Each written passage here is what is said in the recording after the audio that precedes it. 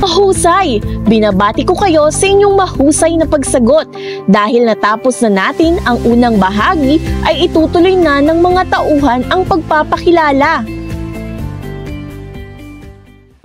Ako si Juanito Pilaes, isang mag-aaral na kinagigiliwan ng mga propesor at nabibilang sa kilalang angkang may dugong Kastila.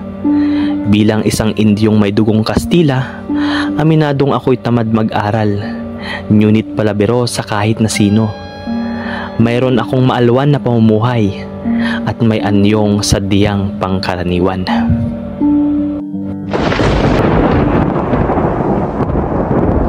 Ako si Padre Camora, isang praile na mukhang artelyero at kura paroko sa bayan ng Tiani.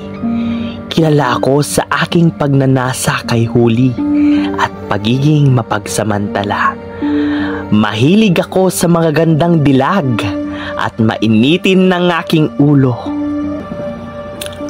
Ako si Padre Fernandez, isang paring Dominikano na may malayang paninindigan at isa sa mga katedratiko sa Amplasyon. Iniisip ko ang kabutihang panlahat at may liberal na pananaw. Matagal na akong natuturo ng mahigit sa 8 taon at kilala bilang bukod tanging kura na modelo sa mabuting pag-uugali. Ako si Padre Salvi, isang dating kura ng bayan ng San Diego at ngayon ay isang paring Franciscano. Mayroon akong lihim na pagtingin kay Maria Clara at malapit na kaalyado ng Kapitan General. Kilala ako sa aking katusuhan at pagiging mapagpanggap. Ang aking pisikal na katangian ay maputla, payat at mukhang sakitin. Ako si Padre Sibayla, ang vice-rektor ng Universidad ng Santo Tomas. Kilala akong makasarili, madasalin at konserbatibo.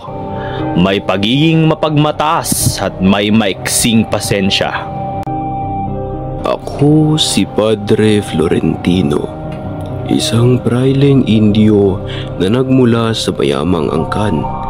Bagamat may edad na, ngunit maganda pa rin ang pangangatawan. Kilala akong kagalang-galang, matipid kung magsalita at mapagkumbaba. Ako ang huling kasama at nakasaksi sa kamatayan ni Simon. Ako si Padre Irene, isang kaanib ng mga kabataan sa pagtatatag ng Akademya ng Wikang Kastila at pinagkalooban ng huling habilin ni Kapitan Tiago.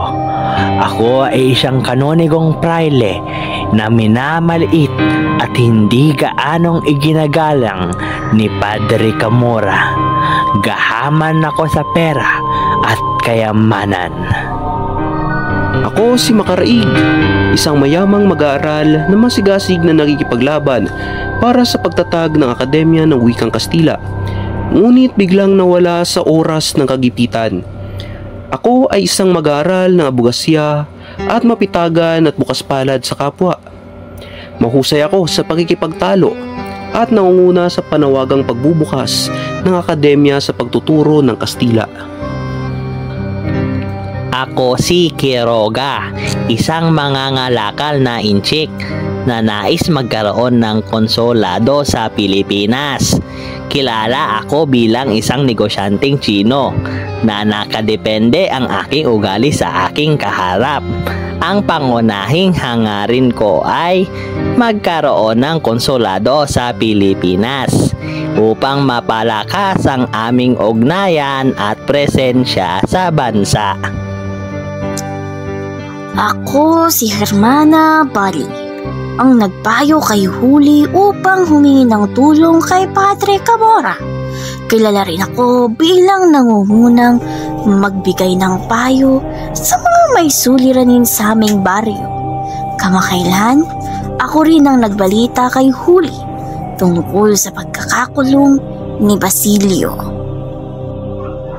Ako si Hermana Penchang, ang mayaman at matasaling babae na pinaglilingkuran ni Huli.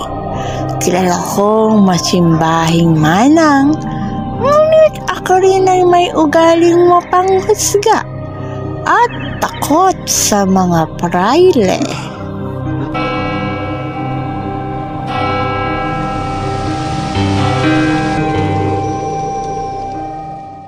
Batid kong ang bawat isa sa inyo ay mahusay na nakinig at naunawaan ninyo ang papel na kanilang ginampanan sa nobela. Dahil dyan ay alam kong handa na kayong harapin ang ikalawang pagsubok.